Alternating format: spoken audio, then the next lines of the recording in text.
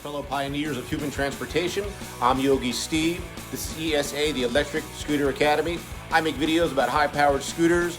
I'm going to make a full-length video about everything you need to know to be great at the food delivery game. I have done 4,500 deliveries in the past year on Doordash, Postmates, and Uber, and I'm going to share everything that I know about making $20 an hour in the long term doing this work. My first general rule is to start the job part-time. I know a lot of people find themselves in situations where they really hate their old job. Maybe they've heard they can make good money doing food delivery or ride share. Don't just jump into the job full-time. It's a perfect job to start doing part-time. That way you can figure out if you like the work, you can figure out if your market is good, you can make some money on the side, but you still have your main job. You're not going to quit your main job. You don't want to put yourself under unnecessary financial pressure while you're trying out this new job. So rule number one, guideline number one, start the job part-time. Don't jump into full-time food delivery work. Number two, apply to all the apps. You should apply to Doordash, Postmates, Uber, Deliveroo. Wherever you are, there's all these different food delivery companies, and you should apply to all of them.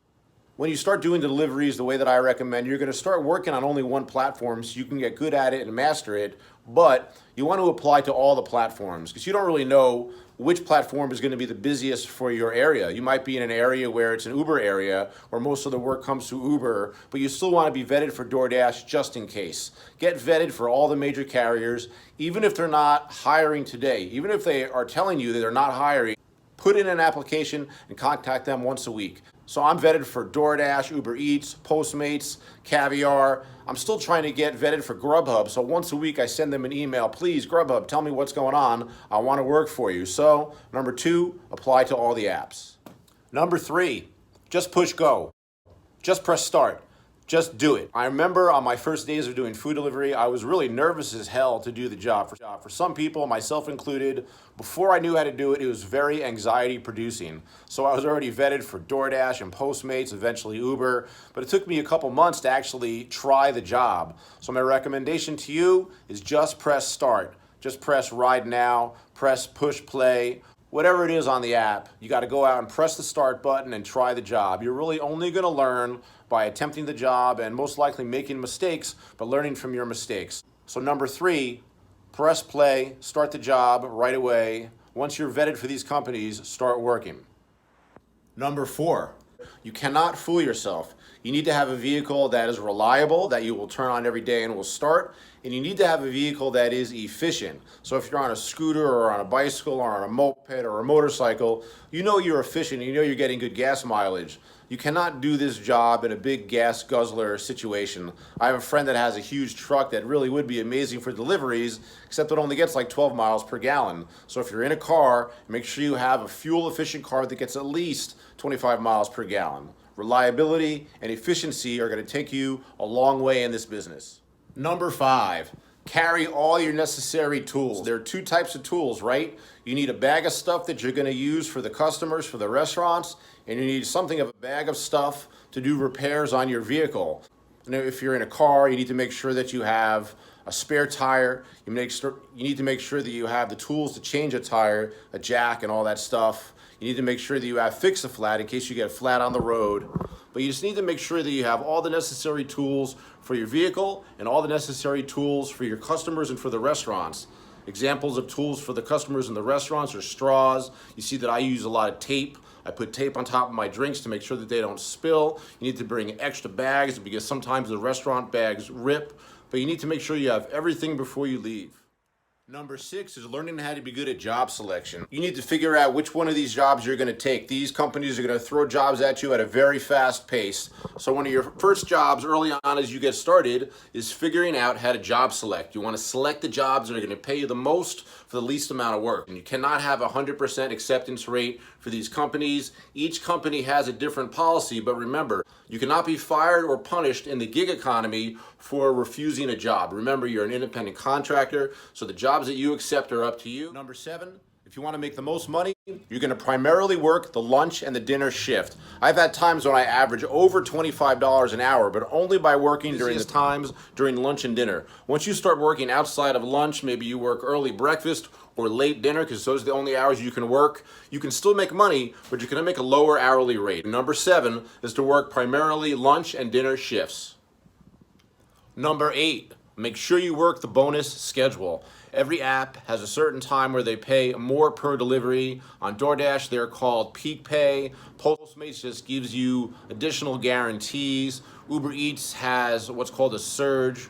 Sometimes they offer you challenges, but make sure you are aware of and work during the bonus periods. It usually just means you're going to work Friday, Saturday, and especially Sunday. Sunday has the most bonus pays for almost all the companies. So number 8, make sure you are aware of and work the entire bonus schedule if possible. All right, number 9. You want to reduce your range. So in general, the area that you work in, you want to make as small as possible. And there's many different reasons why you want to have a smaller range. Mainly because you're going to go shorter distances, okay? So that is the obvious number one reason for having a shorter range. But by having a shorter range, you're also going to be able to form relationships with restaurants because you'll find yourself going to the same places over and over again. And it's almost like a secret. For me, if there is a secret to making more than $25 an hour, to making the day easy, it's to have good working relationships with the same restaurants over and over. So when you walk in there, they know who you are. They see your face. They ask you for the customer's name and boom, they'll get it for you faster than a driver that they don't know. So reduce your range. You'll make more money, less wear and tear on your vehicle, form relationships with the restaurants. Simply reduce your range to make as much money as possible. That's number 9. Number 10, have a center of operations. Whether you're in a bicycle, a car, a scooter, a motorcycle, a moped, a friggin' unicycle, it doesn't really matter. You're almost always going to be taking food from the restaurant here to the customer over here. When you are over here, after you service the customer, you're probably going to be in an area that there are no restaurants. So you have to move back towards what I call your center. Even if I'm 2.5 or 3 miles away in West Hollywood, I make my way back towards the center because that's where I know where the majority of the restaurants are. That's all the center is. It's like the center of where the majority of the restaurants are. So oftentimes on the way back to the center, I'll get a job. And after I finish that job, I'll still move my way back to the center. On a really good day, I never find myself even making it back to the center, but you have to establish some sort of a center of operations. In the early stages, you're going to be flexible and you're going to change it here and there, but the market doesn't change that much. Once you figure out a good center, you want to stay on it and really work on it and make a ton of money. That's number 10. Number 11. You want to make sure you set good customer and restaurant standards. By standards, what I just generally mean is waiting times. You do not want to wait 15, 20, 30 minutes for food at a restaurant. You have to have some sort of a standard period of time where you tell the restaurant, look, if it's not ready in 1 or 2 minutes, I'm out of here. As far as the customers go, I don't want to spend more than 5 minutes looking for a customer. So each app is different. As an example, if you can't find a customer on Doordash, there's a button that you can press that will give you 5 minutes, and then Doordash will contact them, and you'll have 5 minutes to contact the customer. If they cannot, Doordash will let you take a picture of the food and leave it there. It's different for Uber, it's different for Postmates, but you have to set a standard amount of time when it comes to finding the customer. If you cannot find them, eventually you have to put the food somewhere, take a picture of it, and send it to the customer. So make sure you have good standards for the customers and restaurants. That's number 11. Number 12 is to master one app at a time. In the end game with all this, you're going to be multi-apping, using multiple platforms throughout the day.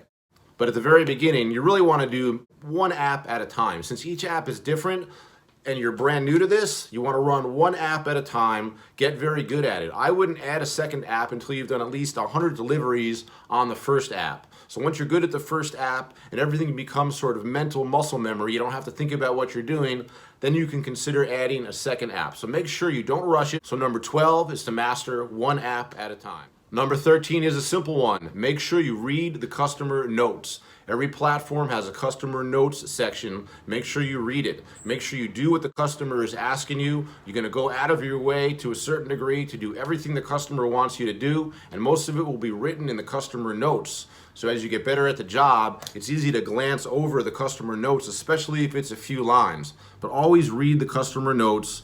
That way you can provide the best customer service, get the best tips, make the most amount of money. So number 13, always read the customer notes. Number 14 is a COVID-19 specific recommendation.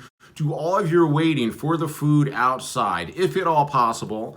Give the restaurant the name of your customer. If the food is not ready, run the hell out of the restaurant and wait outside. Of course, if the restaurant is not busy, it's okay to wait inside, But if there's 3, 4, 5, 10 people waiting inside at Chipotle and I have to wait a few minutes for the food, I think the safest thing you can do is go wait outside, give them a few minutes, come back in and get the food. That's a very COVID-19 specific recommendation. Drives me crazy when I see drivers just lining up, getting way close to each other. Do all of your waiting outside. It'll make time go faster, it's easier. Get that fresh air, that's where safety is. Number 14, do your waiting outside.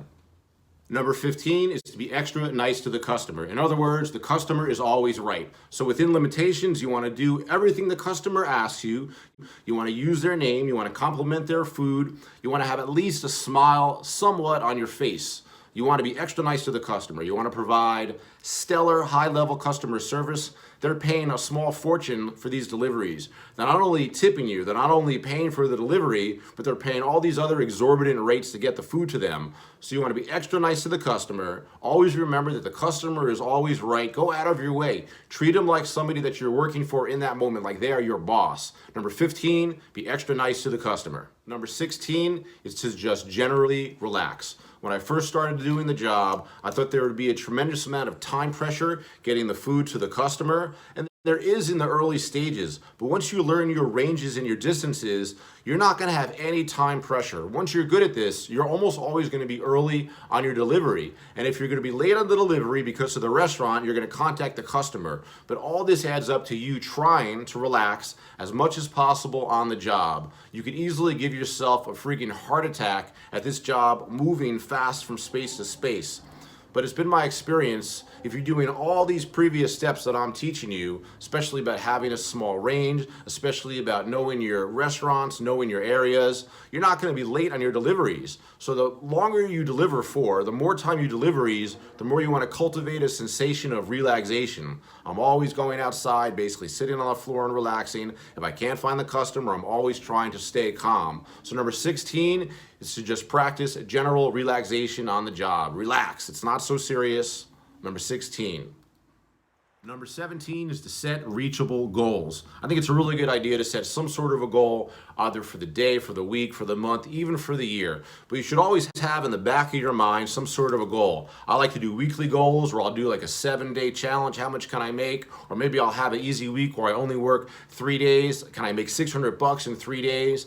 My general goal for the day is to make $200. You want to set reachable goals for the day, the week, the month, the year. You don't want to get crazy with it and try to reach a goal that is unattainable. It's good to have challenges sometimes and make more than you ever have. It's better just to set long-term, reasonable goals as you go along. That's number 17. Number 18 is to pace yourself. I guess this goes along with the relaxation idea, but you don't want to work 7 days a week. A lot of people start the job and there's something about it that they really enjoy. Maybe they just need the money or they really love it. So in the early stages of doing this job, it's easy to work almost every single day. But you must pace yourself. You must create a schedule that is livable in the long term. Of course, it's okay to say, oh, I need to make $1,000 in 5 days. I'm gonna work as many hours as I need to make that $1,000. But you wanna have more of a calm and relaxed pace as you get going. So don't work every day. Pace yourself. Save energy for tomorrow. So number 18 is to pace yourself when creating your schedule. Number 19 is to watch delivery videos. Hey, look, you're already doing it right now. So you're already educating yourself on how to be a better driver, on how to make more money. So a big part of me learning how to do the business was to watch delivery videos. It's the weirdest thing. You would not think that watching somebody deliver food is interesting, but I watch a whole bunch of guys on YouTube and I watch them before I even did deliveries. So watch your favorite YouTubers as much as you can to help you get better at doing deliveries. Number 19, watch Electric Scooter Academy.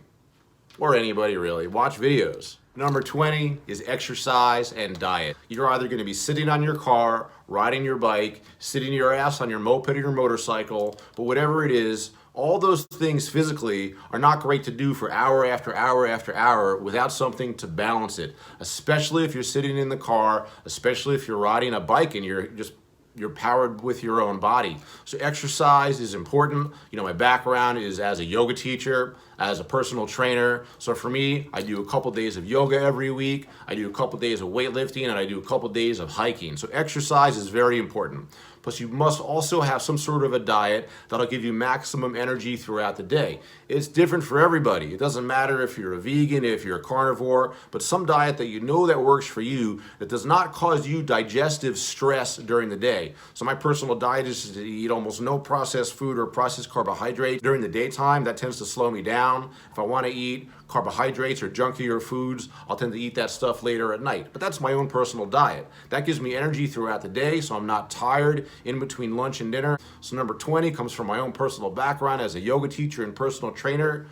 Exercise and have a good diet. Okay guys, I appreciate you watching the video. If you liked it, please click that like button. If you want to talk to me, leave a comment down below. I will answer every question. I love talking to you guys. And definitely subscribe to the channel. Thank you very much.